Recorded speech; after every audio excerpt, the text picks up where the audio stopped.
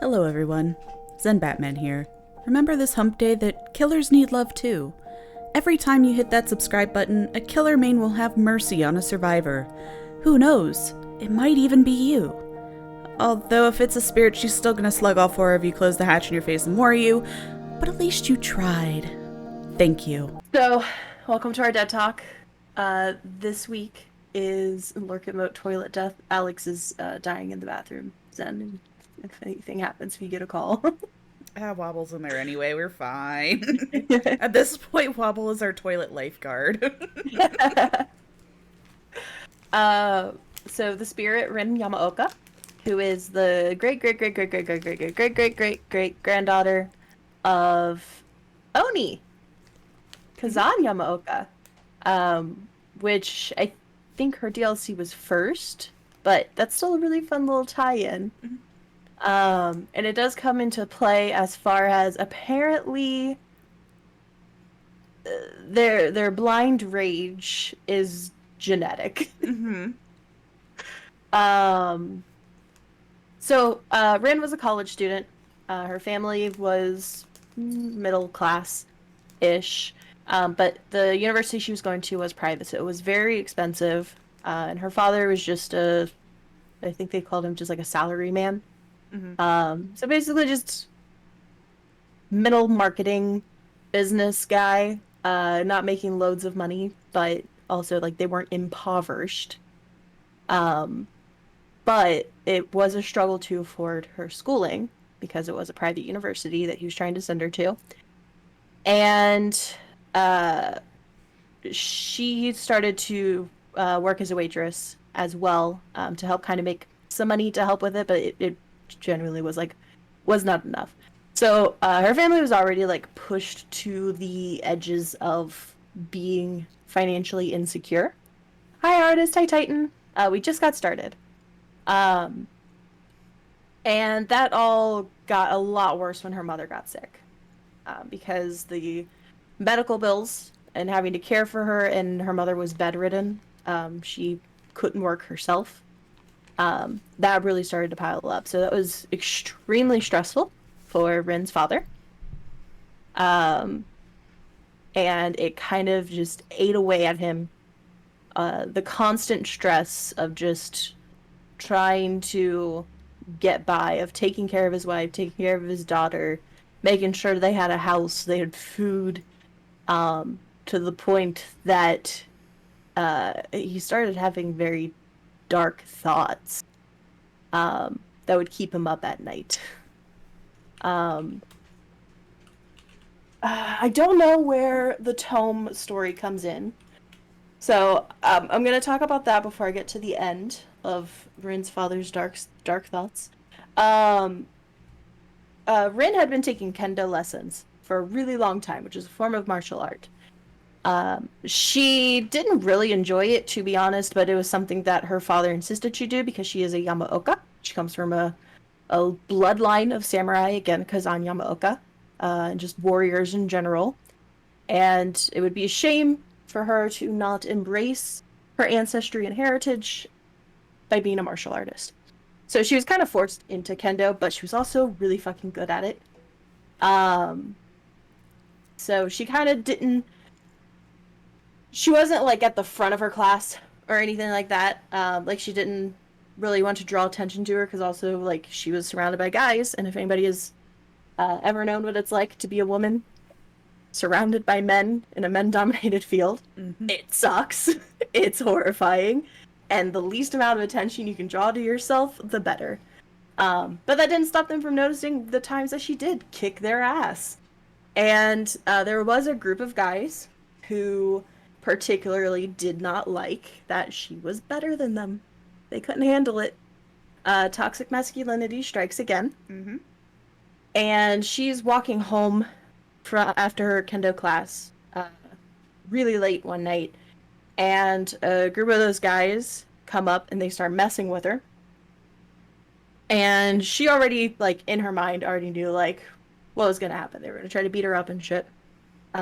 They knocked her down, started curb stomping her, and then that good old faithful Yamaoka rage Kazan just emerged from deep within her DNA. And the tome is really cool when you watch it, like the video, because you hear Oni's roar during it, which is awesome.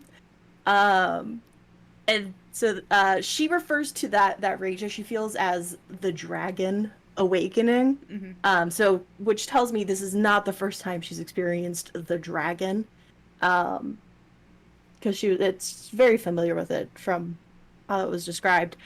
But she basically just got up, and I'm not exactly sure what the weapon is, but it's basically like a blunt sword that they use for kendo training, uh, and started bludgeoning those guys until they were on the ground, not dead, but beaten. And she left them there. So she has she's a trained martial artist. She's a fighter, which makes this next part a little bit more, I guess, believable as far as how she held her own. Because, hello, Sam, welcome. Toxic masculinity is a hell of a Kool-Aid. It really is. Um, so, like I said, she was working as a waitress. Her family was really, really struggling paying for everything. That was like school, her mother's medical bills. She came home from work late one night, and as she was putting her bike away, she heard her mother screaming from the house. And when she ran in to see what was happening, she first thing she saw was her mother in her bed, chopped up into pieces, and her guts split open. And realistically, at that sight, she gagged. And the next thing she saw was her father coming at her with a katana. And immediately, she went into fight reaction. So, not flight, she's a fighter.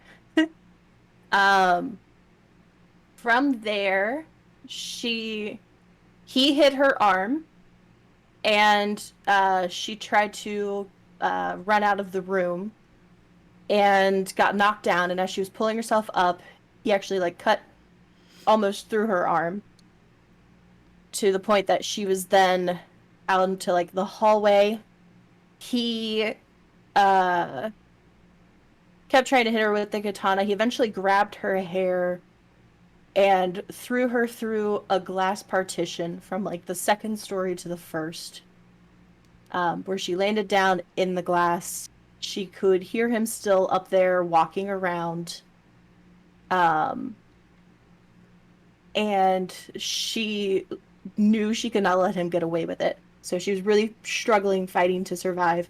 And she was trying to get up, and she was crawling through the glass. It was getting embedded into her skin. At one point, when he was attacking her, he had ripped her abdomen open, and that was just a wound. Yeah. While she was crawling through the glass trying to get up, she's just profusely bleeding out. Let's see. So, coughing up blood, her chin grazed the glass, adding to the bleeding. A low-pitched heartbeat started to ring in her ears. Her body felt so heavy, she could no longer move. The ground shook with her father's footsteps. She knew she was not going to make it, but she no longer cared. She would make him pay in this life or the next. And that is when the fog took her, and the entity promised an eternity of rage and revenge. And so, a couple of really cool things.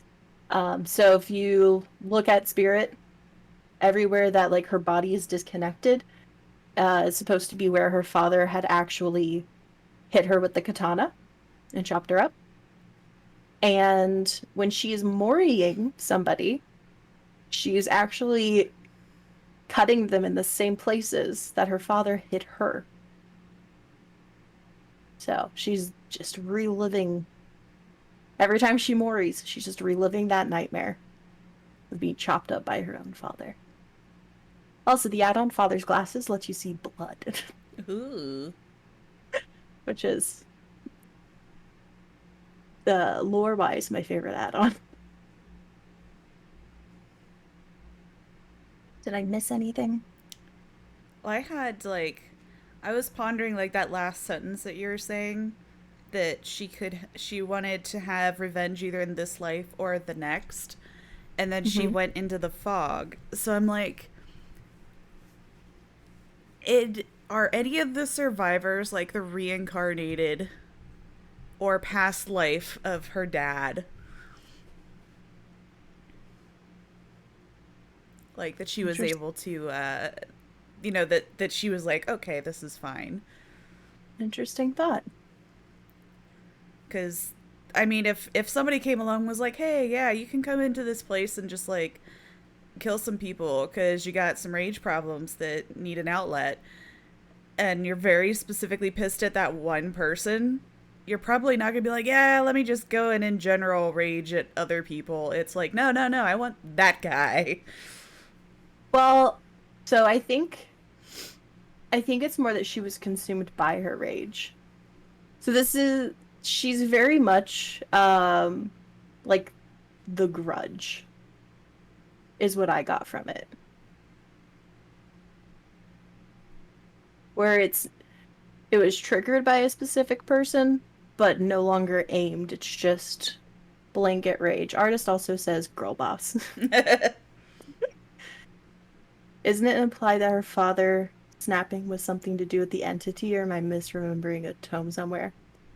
I did not read that anywhere. I didn't get the impression that it's the entity from the way that like she was talking about the voices and like they were described. It felt more like the ancestors that were the rage factories in the family were the ones Yes. that were like, "Hey, let's go kill people." It's just that genetic Yamaoka rage. Yeah, so I didn't get the That impression that it was the entity at all, I but didn't either. it was the ancestor voices. So I mean, who knows? I mean, since Oni did eventually was in the fog at some point or another, maybe the Ooh. entity was like, "Hey, man, $5, bring your family in." Yeah, the entity, they were actually trying to get her father and then saw how much of a fight she put up and how angry she was and was like, this is the good target. Yeah, no, no, no. Let this guy get caught by the police. We get this one. We have changed our minds.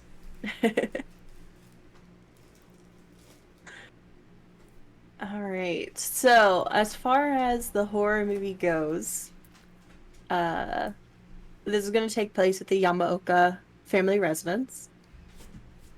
Yes. Artist. So wait, Oni is her father's great great great blank grandfather and not her mother's? Correct. Yeah.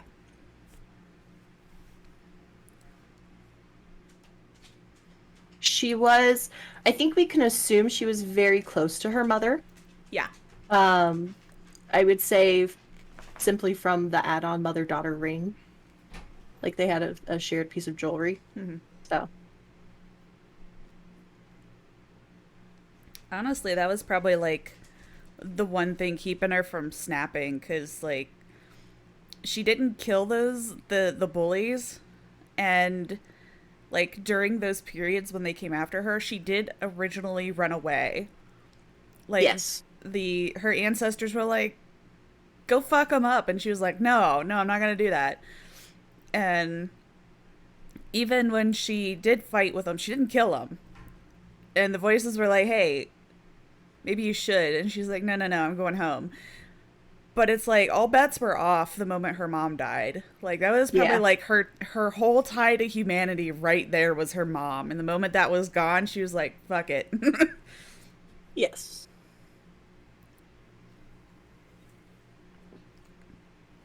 All right. Let me get the little screen up. Which is again why I would say she's very much like the grudge. Yeah.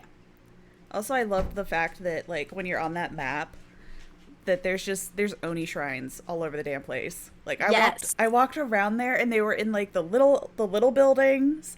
There was a main one in the house. Like I actually got Alex to mori me right in front of it. I saw. Like you can see his mask and everything. Yes. I was like, that was super badass. I loved the clip of you when you're just like chilling by the shrine and Alex is like peeking over the through the vault, just watching Rin just have a moment with her great great great great grandfather. Yeah, I was like, all right, honey, I need you to set up for a family photo. he, kept, he would come over and just like stand there for the family photo. I'm like, this is exactly how I imagine this going down. Artists love Spirit, but also hate Spirit. We love Spirit's lore. We hate Spirit's counter. Yeah. So I'm like, I love everything about Spirit, but I hate playing against Spirit because like the one counter, Right. it's like it's good for Spirit. Not gonna help me a lot everywhere else. Well, so like her best counter, to be fair, is Iron Will, Lucky Break, Spine Chill. If you run all of those and you just always drop pallets safely and waste all of them, so the rest of your team has nothing, you'll make it out probably. And those perks will help you in other matches too, but they're boring as well. Yeah. Like I don't Well, want to run that all I've the time. I've run Spine Chill, and then like half of them have whispers too. So I'm like, or Iron Will. So I'm like in a locker, like okay, I know she's coming. I didn't run. I'm in the locker. I'm silent. Nope, nope, still dead. That and I get mad because I can't play her because I can't hear shit. Maybe sprint burst to gain more distance. Sprint burst can get you to a pallet to drop it early enough. But her haunting, she moves so fast that she will catch you with sprint burst if you just hold W to gain distance. Um, Oh, artist, I'm so sorry. Artist played against 3 spirits last night with Robin. I just saw that. That's disgusting. That's rude. That should not be allowed. Yeah. It's like they should have like a limit. Like, okay, each group, like each person only gets like 2 spirit matches a night. You're done. If you're Swift, maybe 3, but you know, otherwise you don't have to deal with that. Like, just leave spirits out in the queue. That way their rage will build over time. It'll match up with the lore, and then, you know, you get destroyed for 2 matches, you're done. They weren't very good. That's good. I'm glad you managed to get out twice. Okay, so I was thinking about this as far as like a horror movie. What's a good way to kind of start it off? And I thought of 2 potential ways. One, we could have this setting being the the murder of Rin and her mother just happened. We can have like police investigating and shit, and then like turns out the place is fucking haunted. Or we can go with the trope of a couple moves into this new home that they're just stories about like a murder took place here in the 1970s. Everyone says it's haunted. No one lives here longer than 6 months. And they're like, it's so nice, it's so cheap, the location, it's perfect. We got a great deal on it. They even left all this antique mask shit that we could sell on eBay. Exactly. And if we went that route, I was like, Dwight and David getting their own place. They decided to move to Japan. Okay, just hear me out. Dwight's never going to buy a haunted house. Ever. There's always, in the couple, there's always the one who's like, absolutely not. And the other one being like, but look at how much it costs. Look at this original crown molding. David doesn't give a shit about crown molding. There's no crown molding in it. It's Japanese. Gay ghost shit. Adam moves in for the aesthetic.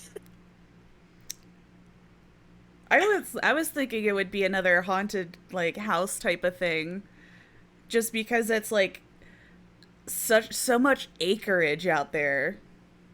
Oh, like what we did with Crotus Pren? Yeah, Ooh, interesting.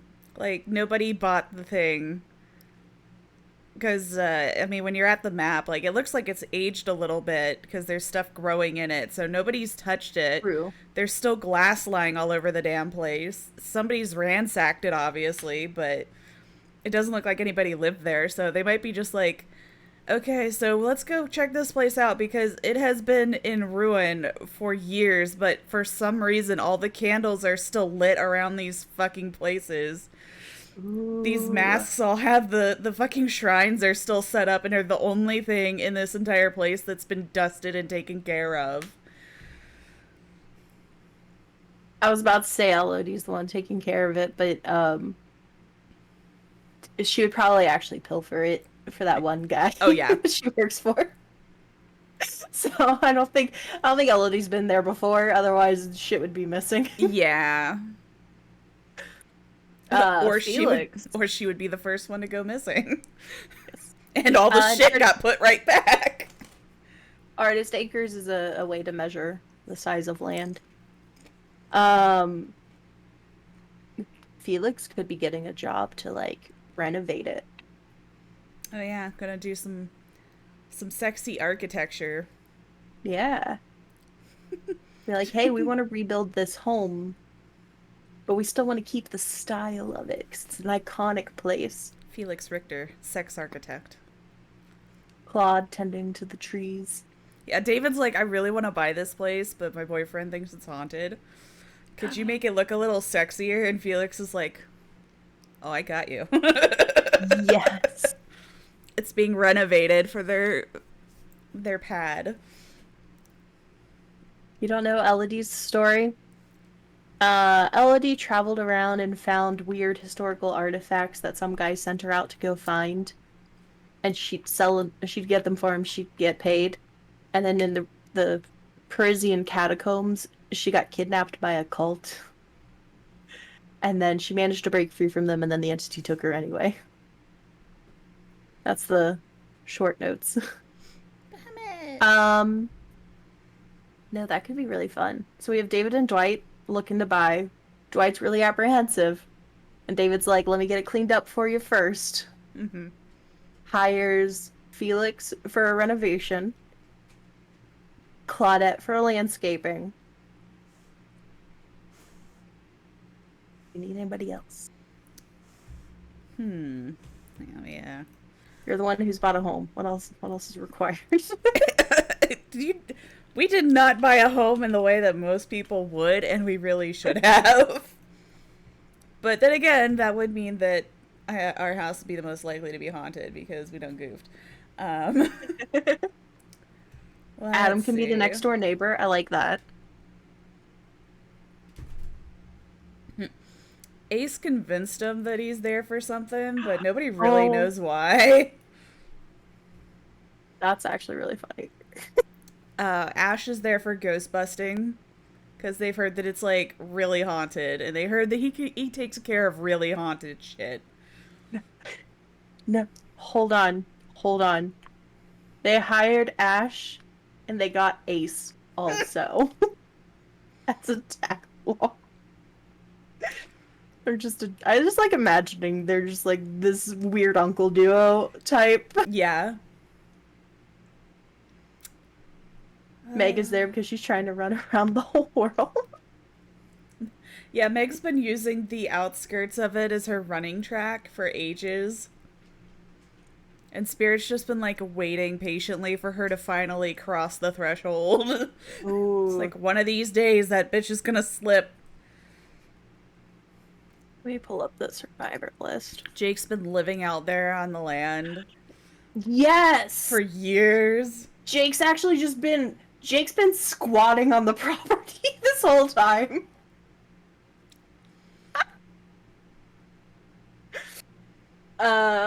Nia breaks in sometimes to tag it. Mm-hmm. But she never touches the Oni stuff. No, she's not disrespectful. She's got that much going for her. She's not gonna Not gonna tag the important stuff. Yeah. Jane might be doing a story on it, like, oh yeah, this has been purchased and is getting renovated. We'll get the Ooh. scoop on it. Which, like, brings in half of the people that are like, okay, it's going to be redone. We need to get in there and get whatever we want from it right now. So if we, I mean, we could potentially do it where we have like that original group of people who are just trying to like renovate the home Mm-hmm. and make it less haunted. Um, get destroyed. And at that point, like one of them makes it out. It's just like it's so haunted, everybody died. And at that point, the cops get called. We get Jane coming in with like a whole like news crew shit. Jane is what Zarina artist says, which I'm cool with that. So, Carol can be a paranormal investigator. How funny would that be? thought. All of those people show up to take care of the house, and everybody in that group dies, but Ace. But he's not going to get paid if he doesn't tell them that the problem has been taken care of.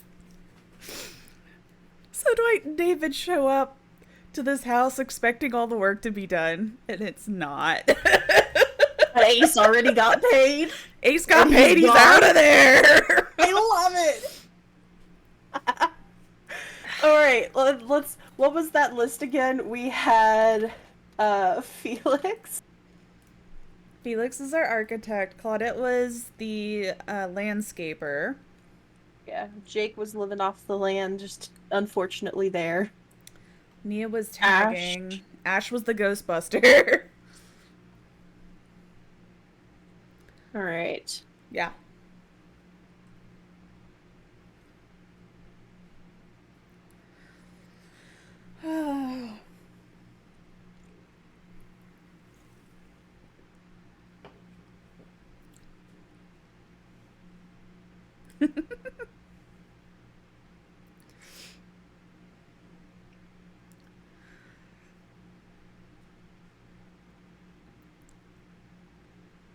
I feel like Nia dies so often from graffiti. She does. But I feel like also if she got busted and somebody was going to come kill her, she would also continue to graffiti to her last dying breath while she's just flipping them off. Like if she managed with like her last few moments to just do a really rough like graffiti of like Rin's spirit just on the wall. Like, Spirit comes up to Mori her, and she's on the ground. The last thing that goes off of her body is her arm that's still spray painting the wall. Oh, what if it's... Okay, so it's like a Roanoke thing? The last thing, like, everybody's dying, and then Nia's just, like, on a wall, just spray painting Yamaoka.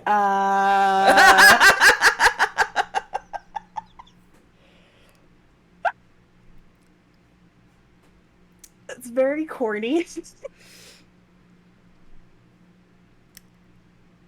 Alright, so, and I added Make to the list because she was jogging nearby. Her foot finally slipped. I was imagining this, her foot crossing the line, and then just the body just going, boop, and just gone. Yamaoka! Okay. So Ace just takes his money and runs. Yes. We may never see him again, right? Our last survivor! Hey! First dead. It's all of them, right? Yeah.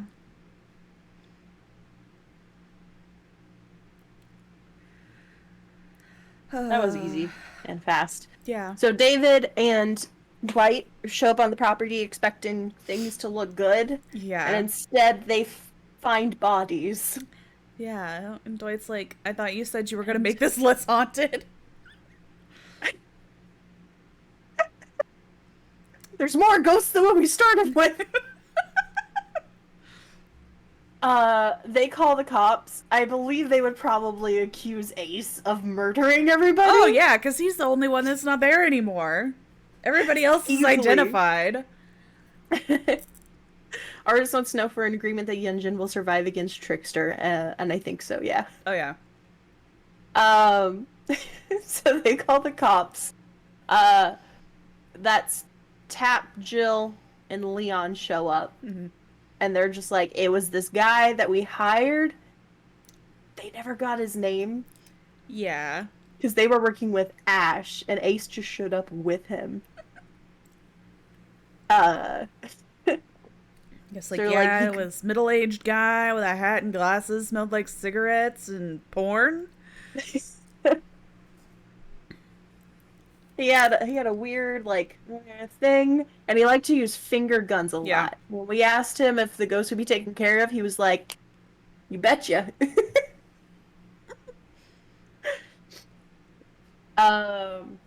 He just showed up with a vacuum. Said it was the Ghostbuster. It was this is my ectoplasm collector. It's the Dirt Devil.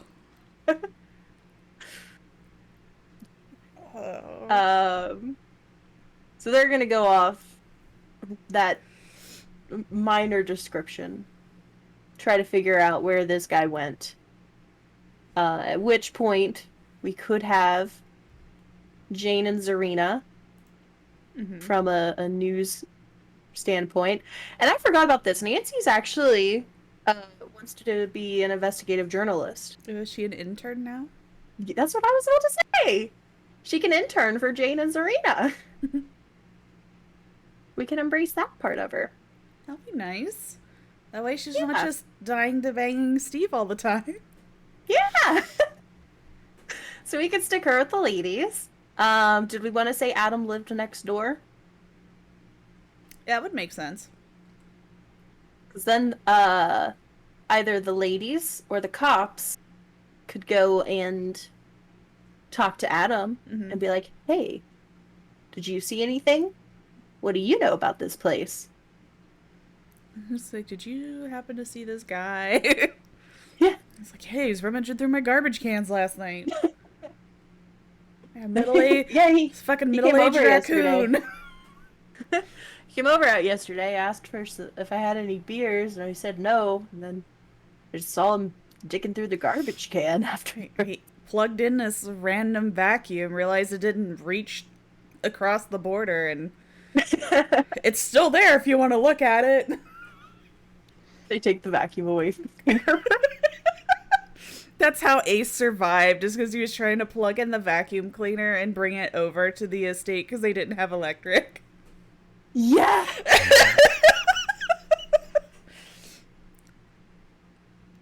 And by the time he came back, everybody was dead, and he was like, oh shit. Yeah, and then he just turned around and left. Okay. So I think the cops are probably go to the neighbor first. Yeah. Collect that vacuum. They're gonna go off and do cop shit. Yeah. I think they're safe for now. That's a damn double homicide. The journalist ladies, Jane, Nancy, and Zarina, they could go and try to get on the property. What if they do their own research? They went to the property and then they also brought the paranormal people just to have like, the professionals. Ooh. So they got two different people. So they got Cheryl and they got Elodie. Yes. Just bringing them both on, like, what do you think happened here? Cheryl's there because she'd be like the type of medium who's just like, there's an evil spirit here.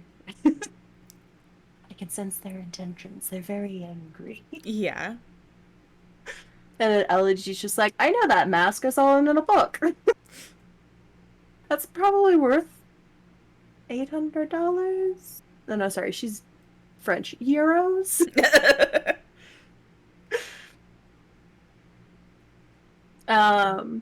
Let's see. Yeah, so they can go around, look at the house. Spirit can show up and kill one of them, or two of them, or three of them. Anyone we'd like to go ahead and clear from the board. I feel like we should maintain at least one of the journalist ladies Yeah. and at least one of the paranormal ladies. Artist votes Elodie and Nancy. As the ones that make it or the ones that get picked off? They get picked off.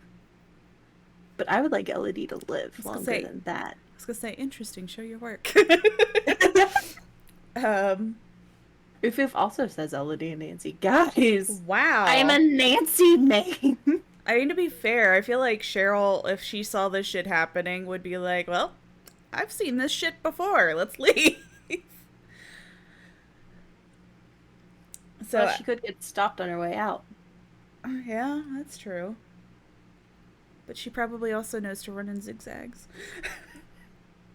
Cheryl's whole life is spine chill.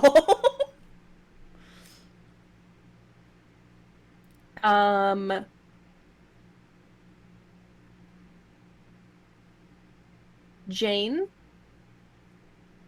Because I feel like of the three journalist ladies who have the most ambition, well, they're all very ambitious. I could see Zarina definitely being one to be like not scared, digging deeper. Mm-hmm.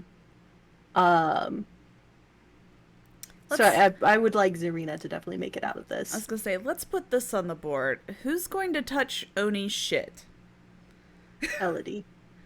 So Elodie has to go.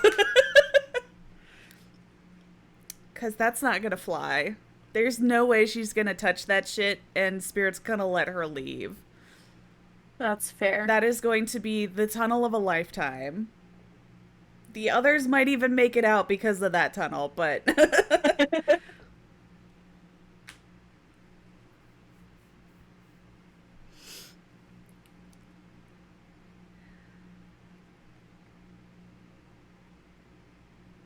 Let's see. Artist wants Zarina, Cheryl, and Jane to live. I was gonna say, I could also see Nancy touching it too. Like, if they were split off into groups, like, each person gets a representative, so one person goes with Cheryl, one person goes with Elodie, and then somebody gets the intern. I could see Nancy, like, getting a little bit too close, like, or sneezing and blowing out a candle on accident. I could definitely see Elodie picking up the mask and being like, "Oh, this is really cool. Come look at this." And Nancy being like, "That is really cool," and being just as curious.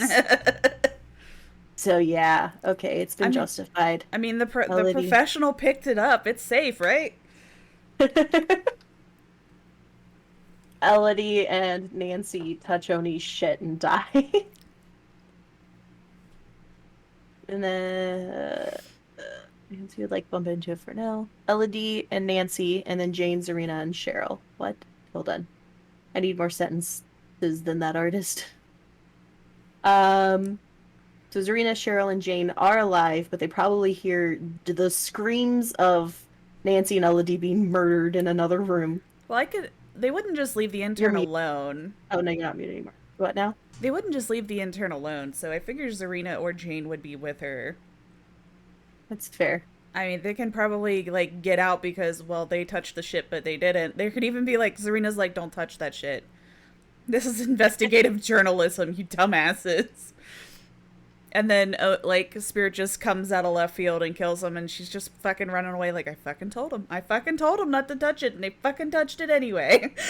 That's fair. And so she runs, grabs Cheryl and Jane, and is like, we gotta get out of here. Yeah. They run out. And then Elodie pulls a Brenda Meeks. Damn, bitch, it would have just been you!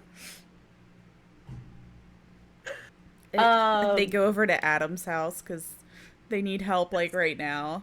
It's the safest place. Adam's just out there making cocoa for everybody. Being the dad. He's got his sweater that's like tied around his shoulders and everything. Mm-hmm. Just got back from a day at school. Don't worry, guys. I'll make you a hot beverage. We don't speak of that movie, artist.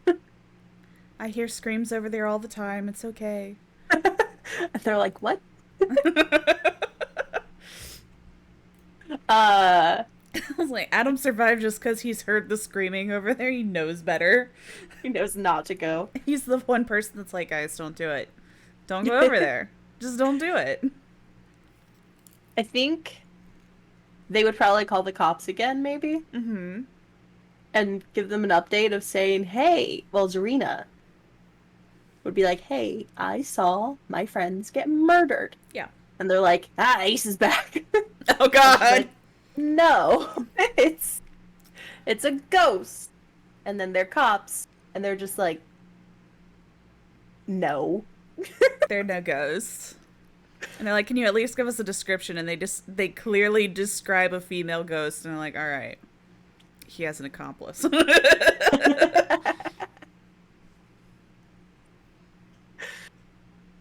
Ace is like fucking on a plane, heading out to some nice, Ace is on his way to like Italy or some shit. or knowing Ace, he's on his way to Las Vegas. He's somewhere. He hopped a plane from Japan to Vegas. He's gone to his happy place. Jeff just lives because he's too busy at the bar. Fucking on a plane. Ace is fucking on a plane or fucking on a plane. Yes. All of the above. Have fun with your dailies, Titan. I hope you get them done quick. Who do we have left alive?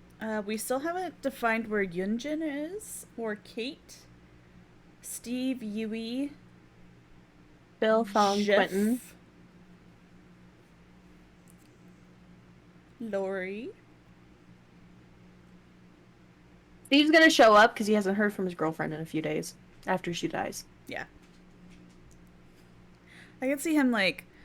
He's that guy. She went out and got a job, and she dumped him for this creepy fucker. And, like, he's dating Lori now. And Lori does not like him. I was about to say, in this house, we pretend Jonathan doesn't exist. But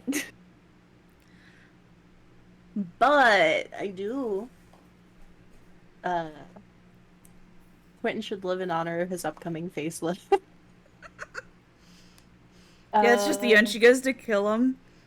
And it's like Beauty and the Beast, where he just gets raised into the air and just filled with lights, and then his face is not ugly anymore. And the most perfect Deus Ex Machina. Yeah. Steve brings Lori and Quentin with him. Oh, that's true. We do have that group of friends that we always talk about. Mm-hmm. No, that's just really funny. Steve and Nancy broke up. She went off, dated some creepy guy. Steve still cares about her. And he knows that she was going to Japan. Steve's friends with Cheryl still, since she's in that group all the time, so he has a reason to go. He's like, no, I'm not worried about Nancy. I'm worried about Cheryl. Yes. Even though he's just like, oh shit, Nancy hasn't posted on TikTok in like a week. Yeah. I'm concerned. Fung and Adam definitely have a good relationship where he teaches her math or something and Fen teaches him video game lore. I do like that idea of Feng just hanging out with Adam, playing games with him, and that's how she just like ends up there. He's trying to like understand these students more, so he hires Feng to teach him how to be hip, how to be cool, how to play Fortnite. She's a professional that exists. There are professional Fortnite tutors. There are, because there was like this whole motion of like kids getting bullied because they weren't good at Fortnite, so then a bunch of like middle class moms were just like, I don't want my child to get bullied.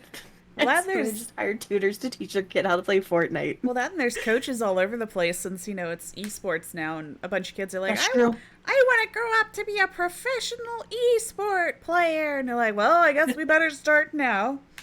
Let's get little Jimmy started going on the mid lane on the Rift here. But Adam hires my son just would never play support.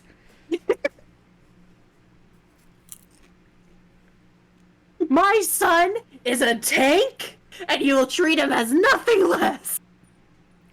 Listen, the life of an assassin is very glorious. That's why I know you want to be a fighter or a mage, but listen. You're not gonna get famous from playing any of that shit. I've been watching Twitch for like 2 hours straight. I know.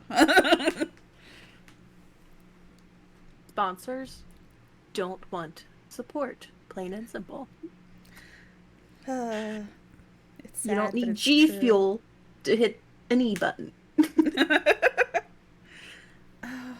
Listen, I have been watching Tyler 1, and there's a reason why he's doing his from the bottom all the way up to Challenger, and there's a reason why he hasn't done support yet. It's because nobody cares. Imagine some type of cook killer. That would be cool. But we ignore Bubba. Yeah. Let's say technically Bubba, yeah, Bubba does cook, doesn't he? That chili. You feel like Gatorade would sponsor support players? Powerade might. Maybe a Band-Aid company. Because just the whole, you can't heal stupid, but you can put a Band-Aid on the ouchie. What's that streaming service that has all of the, like, college classes and shit? Where they're like, you can learn about anything for $10 a month. It's that. Say Powerade is a ripoff Gatorade. That was my joke as well, Lord. To any support players that are watching, I love you. I've been there. Zen is a support player, which is why we are so comfortable ripping on support players.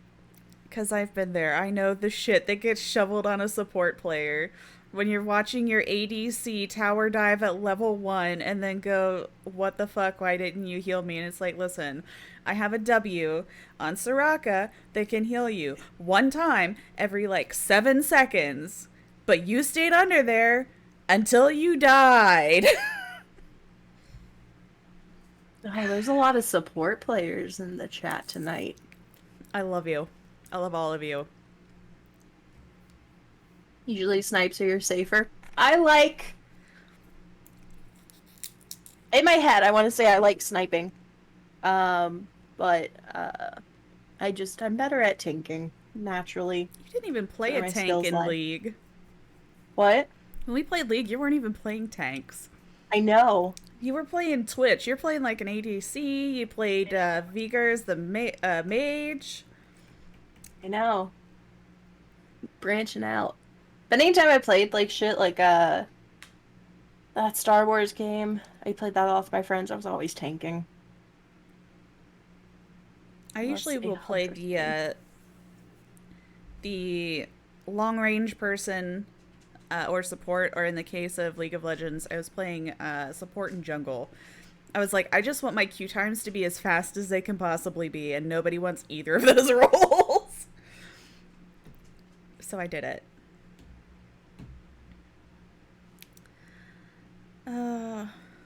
Flashbacks. That's why when I was playing League and I had a channel points option to turn on all chat instead of having it muted. Oh. I was like, alright guys, if you want to make my entire game suck, we'll turn on all chat. My favorite comment to leave, whenever I see anybody on TikTok say anything about Dead by Daylight having the most toxic community. First of all, Slim Anaconda, I was talking to him the other day. He's been playing a lot more League, Valorant, and Brawlhalla, and he says of the three, Brawlhalla is infinitely worse, even than League. Wow. He says it's bad. But my favorite comeback anytime people say that is, I was like, tell me you've never played League without telling me you've never played League. Because you played for such a short time, and you were only playing bots there for a while. Like, there's no reason for that kind of flame to happen. I know. But they were lighting your ass up. It's like, guys, it's beginner bots. Like, calm down. We're not gonna lose to them. They're dying to towers. Like, half the time, one of the bots would AFK in the fountain. It's like, we're fine, guys. Jesus. Mercy may have the ability to fly to the back line and heal a flank, but this big buff Reinhardt and DVA are keeping me safe and taking hits. I'm not dying for you to deal 50 more junk damage that doesn't kill anyone. I feel you. And on a surface level, I understand that. But deeply, I am confused. Not even close to being as toxic as the lead. Not at all. And the thing that I notice a lot of players call toxic is the other side just playing the game. Oh my god, Alex. Which is so funny. Alex had a hotkey. Like, he would hit a button and it would put a smiley face in the all chat. And every time he would kill somebody, he would just hit that button. Because it's not a reportable offense to put a smiley face in a chat.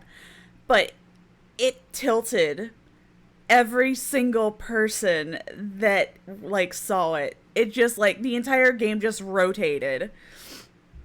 And then there was one time, I was watching him play, and he was trying to learn how to play jungle. And I was like, dude, I've been researching this forever. Let me tell you how to play this game. So he's like, he's playing jungle, and he killed the top laner. I'm like, don't leave. And he's like, no, I'm going to go back to jungle. I'm like, no, no, no, no, no. You stay right there in that bush. You just wait. You just wait. And the guy comes back, and I'm like, kill him again. He will DC, I promise you. And he did it. Instant DC. And I'm like, all right, go back to your business. He's like, how the fuck did you know? I'm like, because there's just the way that he was acting. Like, he was pausing, like he was typing. And I'm like, if he's taken this much time to type and flame to his team, but not in all chat, fucker's gonna DC the moment you kill him twice. And he fucking did. I was like, I knew it. I fucking knew it. And he's like, that's amazing. He's like, why don't you play jungle more? I'm like, because I have anxiety.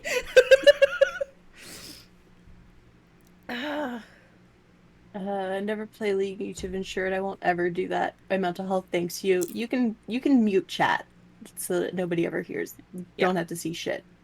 They have a ping system that I've never figured out how to do.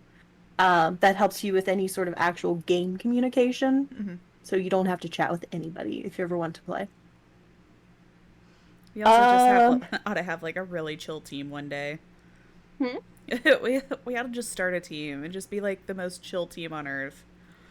I'd be cool to play it again. I just need to like learn it. Like, I really struggled picking up everything on it. Yeah, it takes time. Anyway. Yeah. So Zarina, Cheryl, and Jane are at Adam's place. Fung's there just playing some games. She was giving him a lesson. He's obviously taking a break to make the ladies some hot cocoa. They've called the police. Jill, Leon, Tap are there again. They're describing what happened, that a ghost just murdered Elodie and Nancy. And they're just like, what do you mean a ghost? Ghosts aren't real. What really happened is that guy back. And they're like, no, it was this lady. They gave it a description. The fuck are cops gonna do with that? Like, are they just gonna be like, we need to bring you in for further questioning, Zarina, because you were with them? Or like... They're just gonna take everybody in. Except for Adam and Fung, because they're just like, they're minding their own business. Yes. And eventually they just let everybody go because they took their stuff. They got all their information. I feel like Adam's just the informer at this point. Like, Adam's like, okay, there's this fucking guy going through my trash and trying to run a dirt devil outside. Hey, so these people came here. They're crying. I made them cocoa. They said a bunch of people died. I don't want to paint Steve as a stalker. But what if Nancy had like her Snapchat locations thing on her phone, so that's how he knows where she's at? Or at least like where her body was left. Like maybe she dropped her phone in there when she was getting murdered. Well, I mean, if Cheryl's part of that little friend group, so you'd know when somebody breaks up. Steve doesn't have to be a stalker. Yeah. You're right. You know when like a person breaks up and there's like two people dating in the same group, everybody knows what's going on because both people are texting everybody.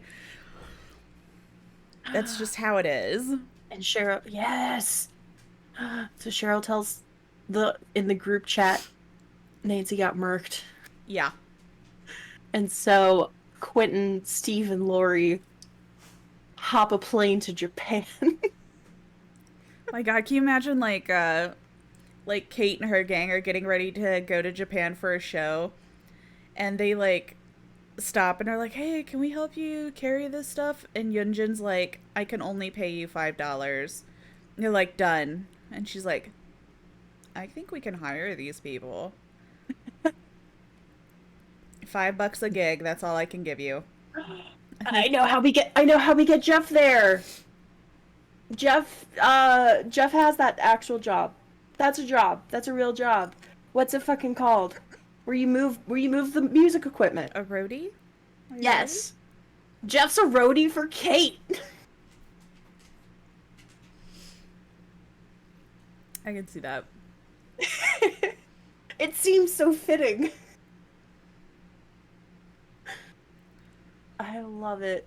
Okay, so do we Nancy just got murked by a hot ghost. That's exactly what the text said. just an emoji next to it. No one blames you for telling the truth about Steve. Shh. Steve's not really a stalker anymore. We've created an alternate world where he just is always asking his friends via text what she's doing. It's like, not that I care, but There's one group chat that has Quentin, Nancy, Steve, Cheryl, and Lori. But then there's also another group chat that's just Quentin, Steve, and Cheryl. Because Steve's dating Lori, he doesn't want Lori to know that he's still asking about Nancy, but also Nancy can't know that like he's asking about her. yeah. So, the drama. Mm-hmm. The teen drama. Bill's like already on his way over there because his granddaughter hasn't returned his text in a day, and that never happens. Oh yeah. Like literally, he would be like, "How you doing, Meg? Running Gramps." Next day, "How you doing, Meg? Running Gramps." Like that's just every day the same text. And this day he got no response. He's on his way. We've created a world artist where Meg is Bill's granddaughter. It happened with I think the Billy episode. Mm-hmm. But that's a thing that we have accepted into canon. Also, the other thing that we have in our canon world is Yunjin is Kate's manager. And Yui and Yunjin hate each other. Yes. But we're on episode 11. And at some point, I would like to root for an enemies to lover storyline there. It'll happen eventually. Mm-hmm. Sure. I love it, Titan. Thank you. Okay, so Kate, Yunjin, Jeff, Steve, Quentin, and Lori are all on the same plane on their way to Japan.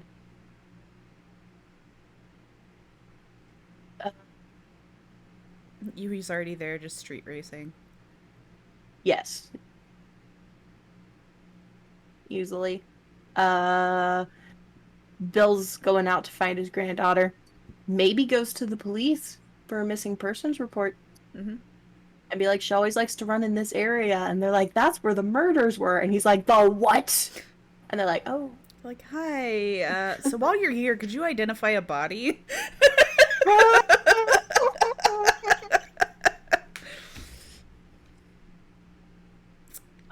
sad. But yes. They're literally just pulling out just the rows, like, is it this one? Nope. This one? Nope. This one? Nope. This one? My granddaughter! Oh. He just slumps to the ground like the end of Left 4 Dead. But then his cigarette glows brighter as he thinks about revenge. Man. Bill goes on a private investigator route to find Ace. Oh my God, what if he, like, he hears that it's ghosts, so he tries to hire a professional, and he calls Ash. He gets He gets Ace? No! Oh my god. Bill does a supernatural and brings a shotgun full of rock salt to take that bitch out for good. I kind of love that, actually. We might steal that Titan. Yeah. I feel like Yui and Feng would be the best of friends. Enemies to lovers, Susie and Cheryl are like in love. And then Frank or Joey kills Cheryl because she gets in the way and Susie turns on Legion. Please write the fanfiction now, artist. We will all read it. That sounds amazing. It really does. Okay.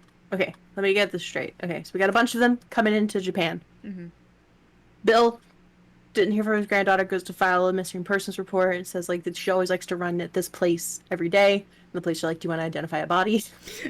And he's like, not really, but sure. Finds out it's Meg. And I guess he can find out that they're, like, looking for a guy. Because you know, he'd probably be like, any suspects? And they'd be like, yeah, we got this one guy that we're looking for, but nobody's seen him. Well, I could see, like, the event. Leon and Jill are like, unfortunately, we can't comment on this, but since Tap isn't technically on the force, he's just a private detective, he's like, look, I got some info for you, buddy. Yes, that's what it could be. So Tap gives him the details. And, oh my god, are Bill and Tap gonna join forces? I love it. And then they make it and they live happily ever after. I love it. I could totally ship Bill and Tap. 100%. That's interesting, but yeah, I'm with you. Like, I would not ship it. Yeah, they look good together. I'm just like looking at them diagonally and I'm like, oh yeah. Oh my god, what if I made it in The Sims? You need to do that on Wednesdays. No, Wednesday, I gotta go back to the 100 Movie Challenge. It's been forever. Yeah, but eventually you could do The Sims, but you can do all of our ships. That way we can see David and Dwight together, and then we can see Bill and Tap together. In 5 years. Who are we doing next? Please be Legion. It might be Legion. I gotta look at the list of order. Whoever it is, remember, I have to get a happy one. Yeah. So I keep getting these ball busters, man. Okay. So Tap. Okay. So Tap knows from Jane, Zarina, and Cheryl's encounter that they're saying it's a ghost. Yeah. But he's like, the cops don't believe that, obviously, because it's a ghost story. Like, that's not... They have a clear suspect, which is Ace. Which I love. I love this so much. Yeah. For Ace. Besides, when you play as, you know, I can, but I need to play that family to get through the challenge. So they'll probably go talk to those three about the ghost thing. Mm-hmm. And maybe they can get on board with dividing up between figuring out, like, what the ghost was that murdered and also where Ace is. I'm just imagining they're like, okay, what did she sound like? And they make, like, the noise of her screaming, and they're like, wait a second, I know someone who's heard that shit before. And they call Yui. Like, yes. What did the mask look like? Yes. And this is how we bring Yui into it. Yui just walks in like, yo, I kicked your grandpappy's ass. Come out! See, I think if Rin didn't have the whole being able to travel through the ethereal plane, popping out of fucking nowhere and slicing with a katana, I think under normal circumstances, Yui could fight her body. Oh, yeah. But I think Yui would actually get taken out by Spirit just from how quick and just, like, you can't really predict what Spirit's doing. It's not really a hand-to-hand combat scenario. Yeah. I think Yui would get taken out by Spirit very quickly. Yeah. But, oh yeah, so, no, that was your point of... Hold on, with why we needed them to figure out there was a ghost involved, for them to call the Ghostbusters and get Ace. Yeah. That's what I was trying to connect the dots to earlier. I kicked your grandpappy's ass years ago, and I'm ready for round two, bitch. Yeah, Adam, like, when they make the sound, he's like, wait a second, I had somebody come to my house for cocoa before. Adam's just like, everything that has happened in the Yamaoka estate, Adam's heard Adam, this shit go on. He's he's got like a directory of people that have come over for cocoa after something bad happened. he's the historian trope Yeah. of this movie.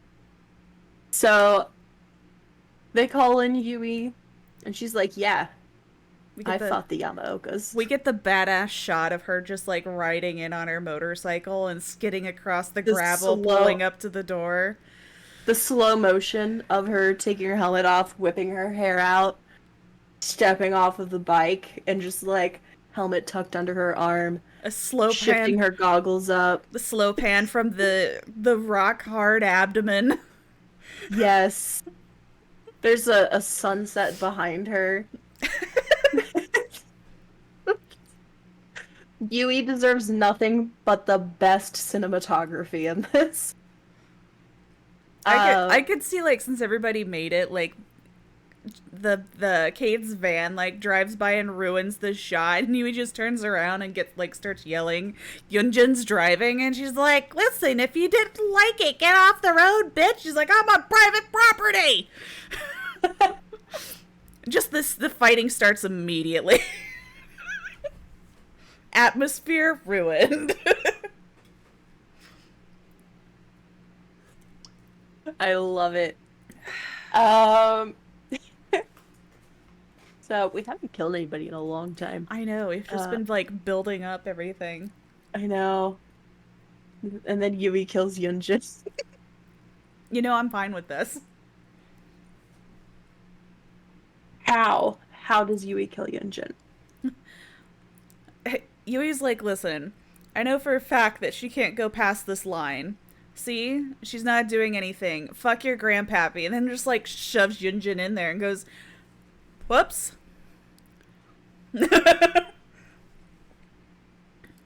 Especially if she sees Yunjin about to do it to somebody else. And she just does it for her. In the house or just onto the property? Onto the property.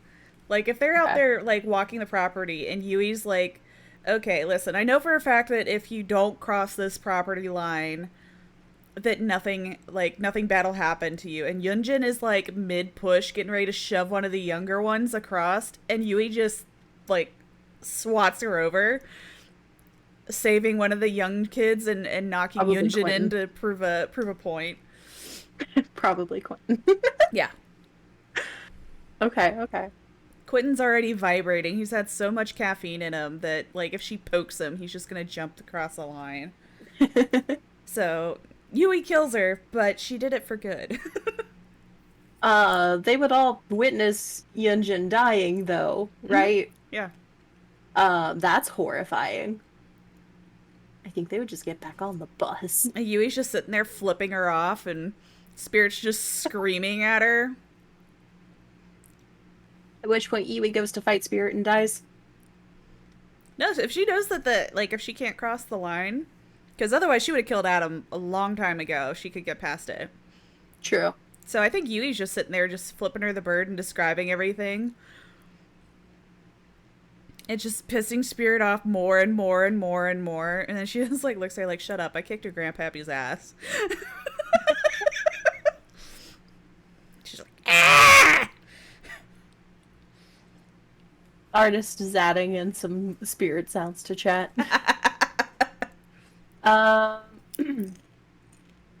okay. So Yunjin gets shoved onto the property by Yui.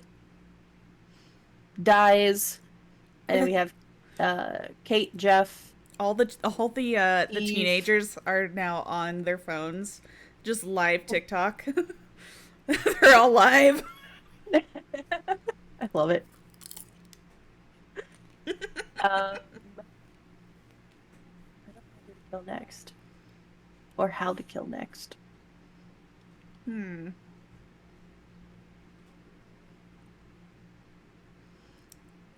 So I think they're gonna want to try and actually like Ghost find a way to kill her. Like most of them are like, you know what?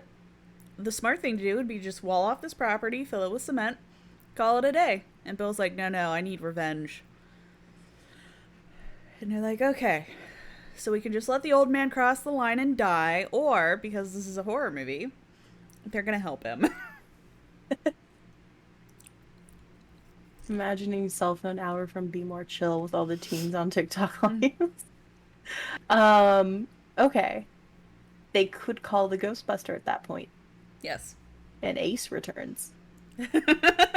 Ace Visconti, number 2, Electric Boogaloo. Yes, he's already lost all of his money in Vegas. He's actually holding on to Ash's phone. He's very sad about his best friend dying. Mm-hmm.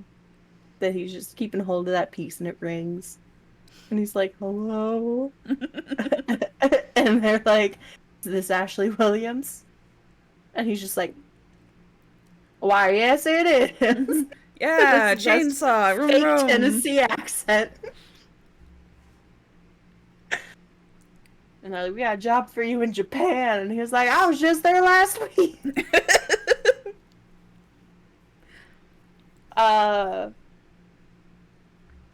So Ace comes back out. David and Dwight are still like chilling at whatever hotel they've been staying at, waiting for the renovations to be done. Dwight's just like, we're not going to move in there now. We're not. It's not going to happen. Yeah. I think they'll live because I don't think they'll ever go back to it. Oh yeah, they're done. There's a for sale sign in the yard now. But Ace shows up, does not know what he's doing.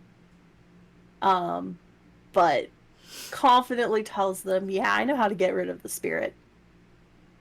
You just gotta get rid of all the stuff that she's haunting. Yeah.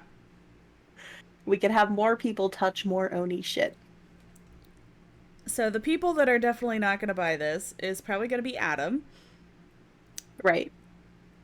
He's probably going to tell Fung not to even, like, don't do this. Yeah, I was gonna say, he would make sure Fung doesn't. He's just going to be like, listen, guys, this has happened so many times before. Lori would.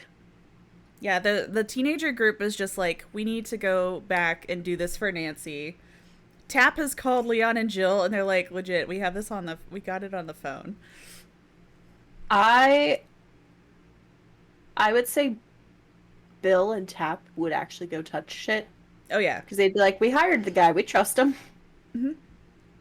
We didn't pay you for being stupid. Yeah, he calls up Jill and Leon to let them know, like, hey, this is what's about to happen. Or, like, don't go in there, it's a crime scene. And he's like, I'm not a cop anymore, I don't play by your rules. Just this whole dramatic moment. I love that. He's posturing, and Bill's just sitting there like, oh, yeah. So, Lori, Clinton, Steve, Cheryl, Bill, Tap.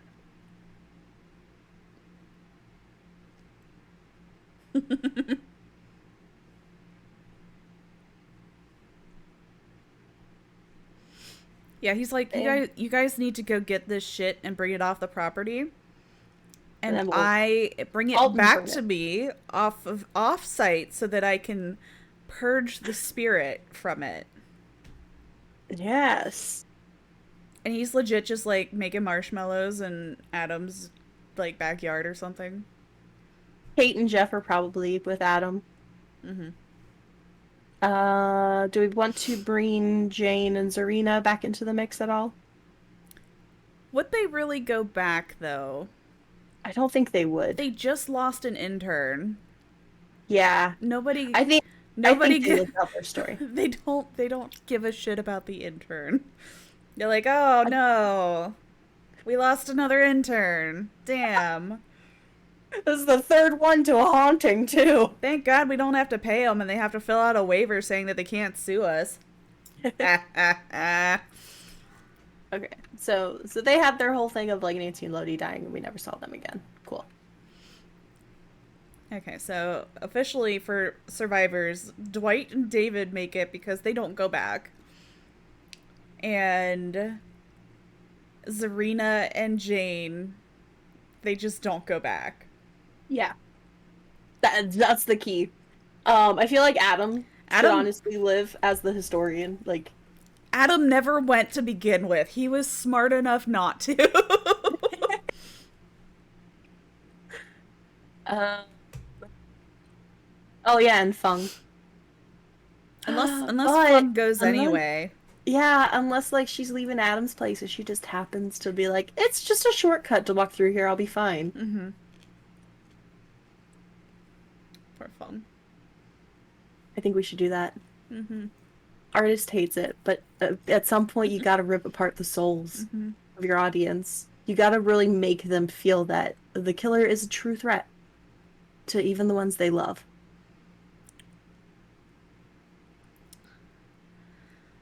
And she would definitely take a shortcut. By the way, I 100% have the ending for this thing planned out, so. Oh, okay, okay. Um, do we want to go ahead and just get Fung out of here, taking a shortcut on our way home? Yep. Does that help set up your ending? I only need one person alive for this ending to happen, and we have already Oh. agreed. Okay.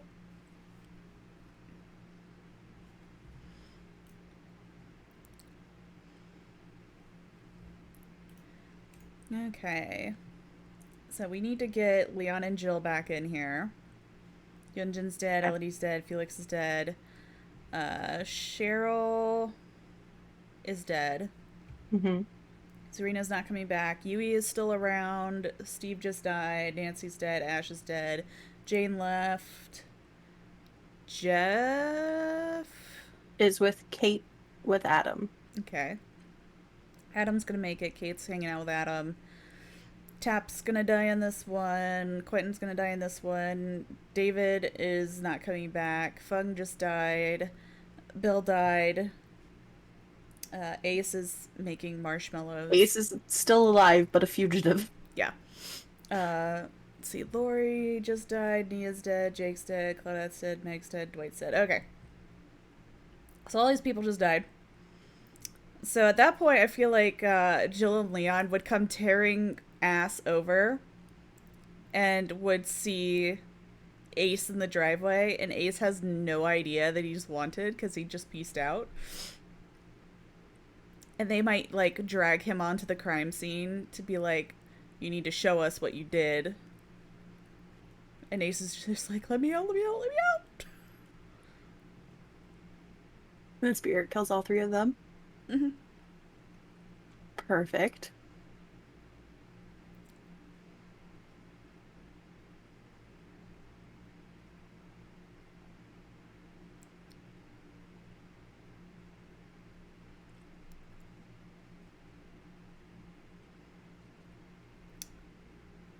Now, the big question here is, are all of the people remaining smart enough to just not go back?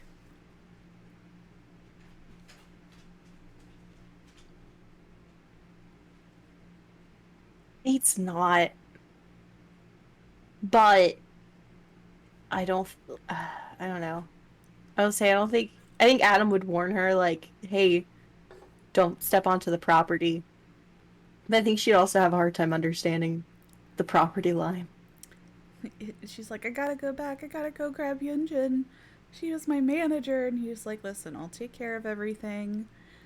I just need you to get on the bus and you go. I will call you as soon as they have the body in. Like, he's taken her, putting her into the spirit death directory. It's like, listen, I will let you know as soon as the body is available. The police are here all the time. And then, you know, as soon as she's available for you to have take her remains back home or have a funeral here, I'll let you know. Like, he's, like, just trying to, like, comfort her and get her to fucking leave. And Jeff can drive the bus. But Jeff has to take a pee first because it would not be a dead talk without our embarrassing bathroom death. Jeffrey. Artist is still trying to fight for Fung's life. So here's the thing. So yes, I think okay. So artist says, I feel like Fawn would survive because Adam would tell her to never set foot there, and Adam's like a father figure to her. I could see that. But I could also see her still being like, it's fine. I'll just take a quick shortcut. Let's cut through here real fast. I'll never get caught. Mm-hmm. She dies. He could hear her screams. No, she's dead. And now he's just like, I gotta make sure Kate gets back to that bus. Yeah. Literally walks her to it and walks home. Yeah, and Jeff's like, I gotta pee. Can I use your bathroom? He's like, sure. He's like, you know what? It's faster just pee out here. And he's like, don't cross the property line. And Jeff gets like toes to the property line and whips it out, and his peen crosses the property line. It's just too big. At which point, Spirit hacks it off, and he bleeds out from his peen. God. Embarrassing bathroom death complete.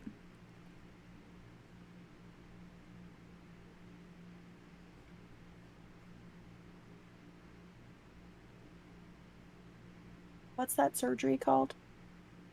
When you get it removed?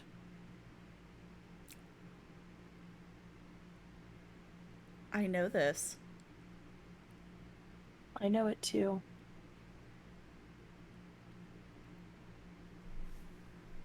Anyway. I mean, there is a head. It could just be a decapitation.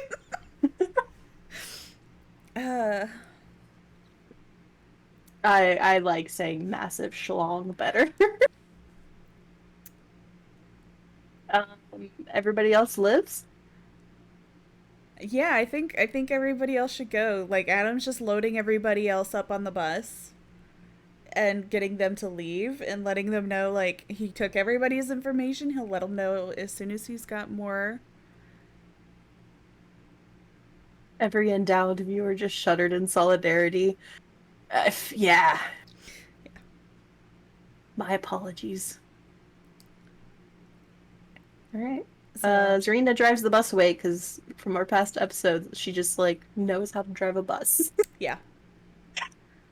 So, yeah. All right. Everybody leaves the property that was left over except for Adam.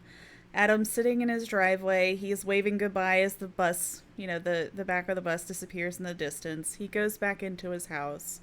He prepares a nice cup of cocoa, and he walks out to the line of the property, and he sets the cup down, takes a stick, and shoves it gently over to the other side so that Spirit can have her hot cocoa too.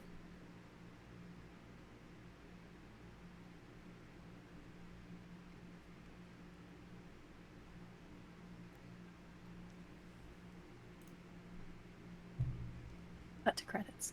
Mm-hmm. Yes, it's literally just Aww. the shoving the cocoa across the line, and then just the flickering of the hand, and then it just vanishes. I love that. And yes, that is true Titan.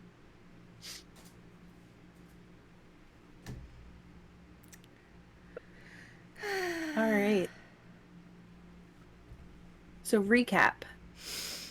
Okay. We got distracted a lot in the middle. So I know. If you need help reconstructing this at all. Then we did not put nearly as much description into these as we did before. Yeah. Okay, so everybody, we're going to the Yamaoka family residence, which has just been purchased by newlyweds Dwight and David.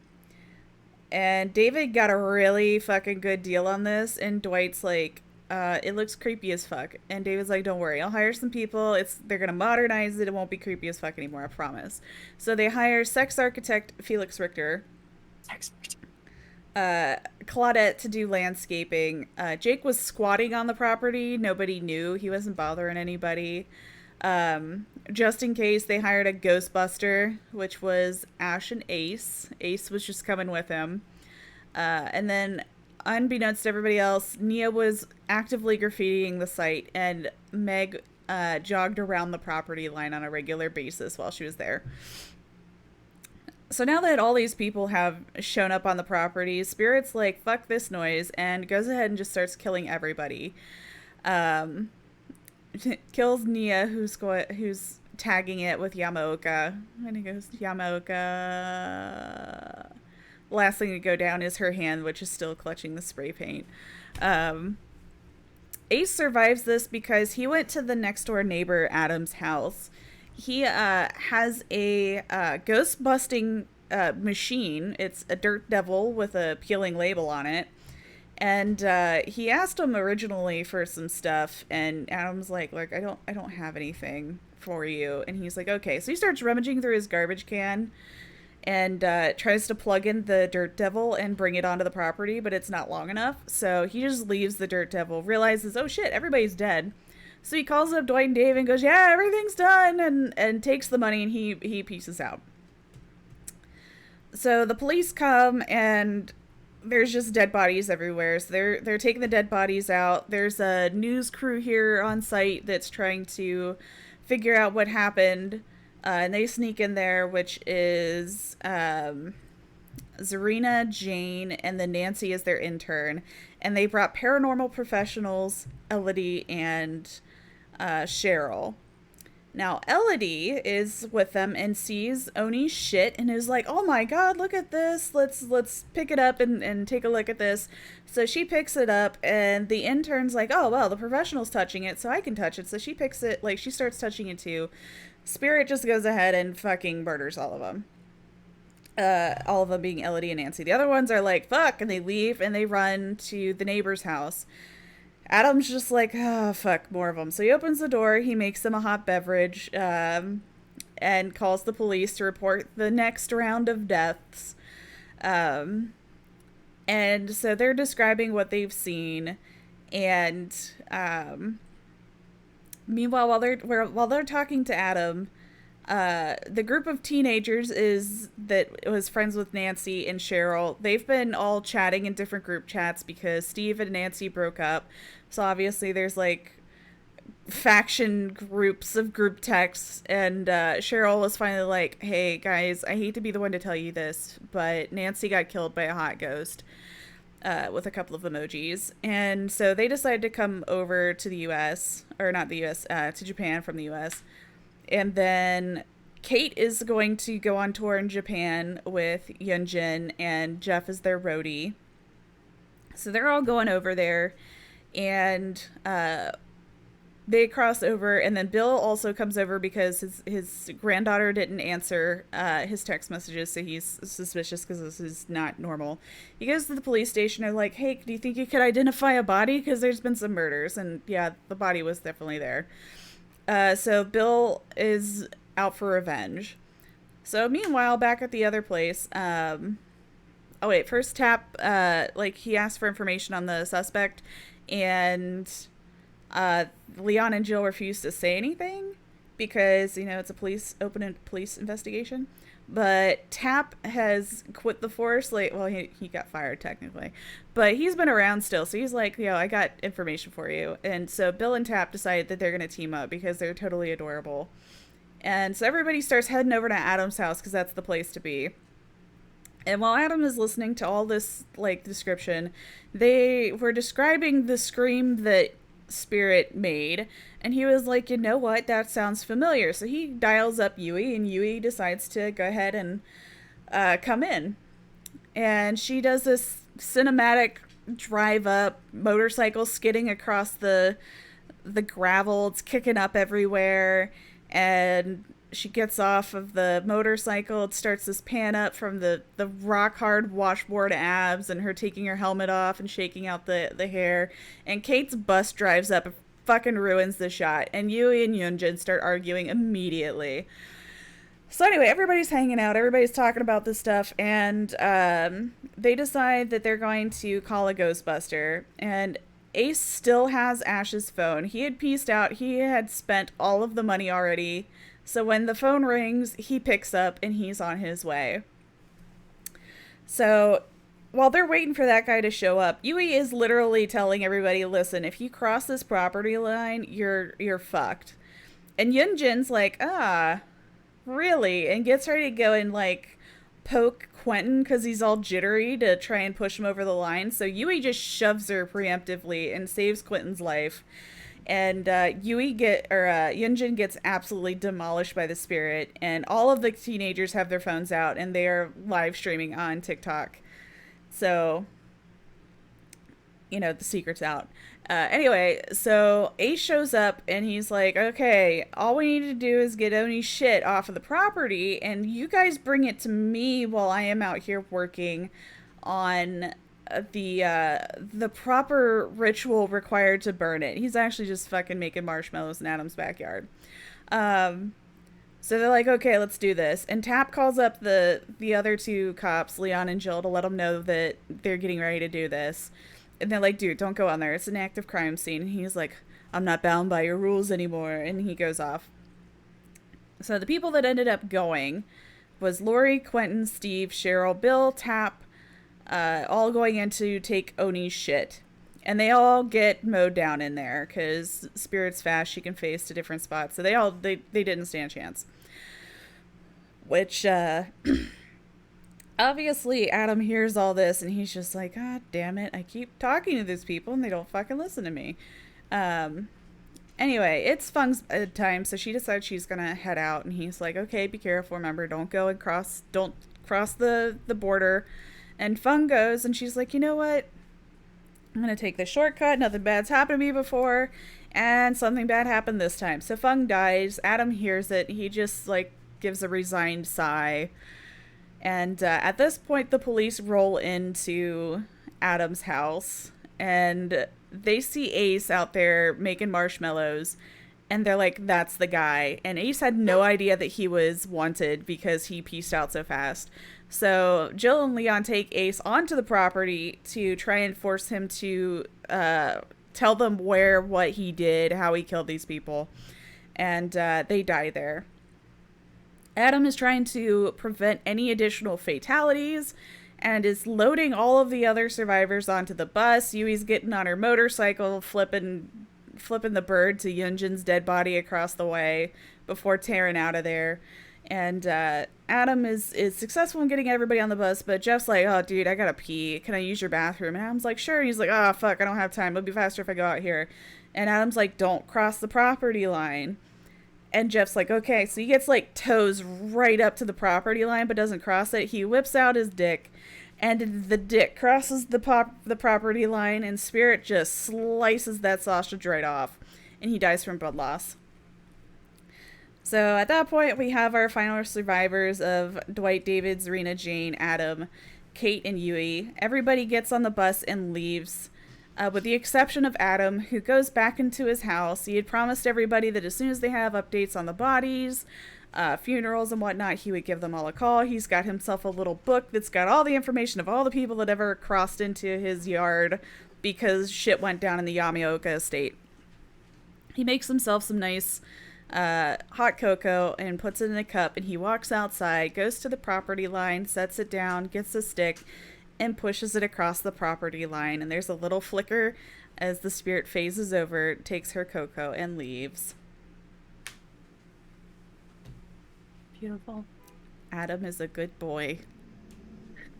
Artist feels that in the end, Rin would let Adam take Fung's body off of the property Oh, probably. in exchange for the cocoa. I feel like Adam's been doing this for a long time. That if he actually stepped on the property, he might not die. Yeah. Because he seems like a really nice guy. Does. The purest of heart. And nothing calms rage like hot cocoa. Exactly. Like, he's never touched any of the shit that's, like, he's never trespassed, he's never stolen any of the shit. If anything, he actually tries to make sure she doesn't get bothered. Mm-hmm. By, like, doing his best to keep people off property, but of course, we've worked in customer service before. We know. Yeah. People don't fucking listen. Yeah, they never listen. So yeah, he's like when I was thinking about this, I was like, he's probably one of the people that could like give her humanity back. Mm-hmm. Because like her dad was an ass and her mom was great, but her mom died. So like he could be kind of like the dad she didn't get to have. So he's like kind of taking care of her on the side. Artist also said he's a teacher and she was a student. That is true. Because I was originally like, Yui might win because, you know, she would stand up to her and, like, Yui would be, like, a kindred spirit to the dragon. But I was like, no, she doesn't respond well to other people, like, being enraged. The only people in her life that she, like, very specifically mentions that she loved and had a connection with was her mom, who seemed to have treated her well. She had a really good connection with her. So it's like the only person that's probably going to get through to her is going to be Adam. Mm-hmm. Because he's got the patience for it, he's got the understanding for it, and if you're a teacher, you've seen all types. So and he seems like a very respectful person. He does. So that's why I was like, okay, Adam's gonna make it. Also, with the whole trope of being like the one who knows the history of the haunting, they usually live anyway. Yeah. So. And I just really love when Adam survives. Just as a whole, every time he makes it, my heart warms.